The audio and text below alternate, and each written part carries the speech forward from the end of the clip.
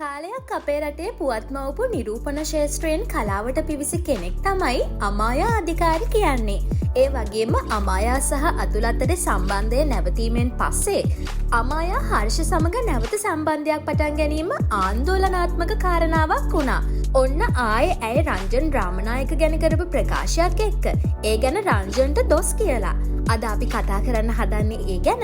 ඉතින් වීඩියෝව බලන්න කලින් අපේ channel එක subscribe කරලා අපිත් එක්ක එකතු වෙන්න කියලා ආරාධනා කරනවා. අමායා අධිකාරි මුලින්ම කලා ශේෂ්ත්‍රයට පිවිසෙන්න නිරූපිකාවක් විදිහට. පසුව ඇය ගීත සඳහා රූප රචනයෙන් දායක වෙලා තියෙනවා. ඒ වගේම පසු කාලෙක රංගන ශිල්පිනියක් විදිහට ශේෂ්ත්‍රයේ නමක් දිනාගන්න අය සමත් වෙනවා.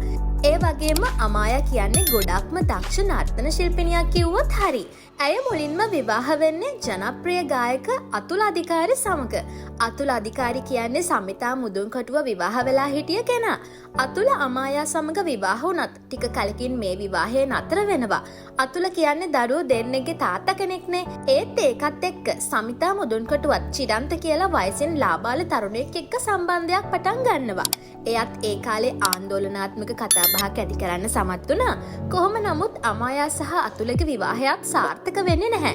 ඒකත් නවතිනවා. එතනින් පස්සේ ඇය නැවත හර්ෂ මනෝජ් කියන ජනප්‍රිය තරුවත් එක්ක සම්බන්ධයක් පටන් ගන්නවා. කොහොම නමුත් ටික කාලෙකින් ඒ සම්බන්ධයත් නවතිනවා. ඔන්න අමායා පහුගිය දවසක කියපු ප්‍රකාශයක් එක්ක ඇය යලි කරලියට ඇවිල්ලා. ඒ රංජන් ගැන කියන කතාවක්. අර රංජන් අයියා කියන්නේ මම රංජන් අයියාගෙන් ඕක අහලත් තියෙනවා. අමායා මිනිස්සුත් එක්ක බුදිනවා. අතුල බලන් ඉන්නවා. දැක්කා වගේ කියනවා. ඉතින් එයා කොහෙද දකින්නේ? එයා මගේ ගෙදරද ඉන්නේ? ඇඳයටද ඉන්නේ? ලයිට් එක පත්තු කරන්නේ. මිනිස්සුන්ව දකින්නෙත් නැතුව ජජ් කරන හැටි බලන්නකෝ. මම ජීවිතේට සල්ලි වලට බුදියලා නැහැ. මම ඔට්ටු අල්ලනවා. පෙන්වන්න පුළුවන් නම්. රංජන් අයියාට මෙච්චර නිලියන් එක්ක ඉඳලා තවම බැරි වුණා මාත් එක්ක කිසිම දෙයක් කරගන්න. වැඩක් නැහැ. එයා ෆේල්. අමායා මේ කියන කතාව නම් ටිකක් දරුණුයි. ඒ වගේම රංජන් මේකට උත්තර දීලා තියෙනවා නම් දැක්කේ නෑ. ඒත් ඇයි චෝදනා කරන්නේ නම් රංජන්ට මොකුත් කරගන්න බැරි වුණා කියලා. ෆේල් කියලා. සමහර විට ඉස්සරහට අපිට මේ ගැනත් තොරතුරු දැනගන්න පුළුවන් වෙයි. ඉතින් අපි බලන්නිමු මොකද වෙන්නේ කියලා. ඉතින් එතකන් අපේ channel එක subscribe කරලා අපිත් එක්ක එකතු වෙන්න කියලා ආරාධනා කරනවා.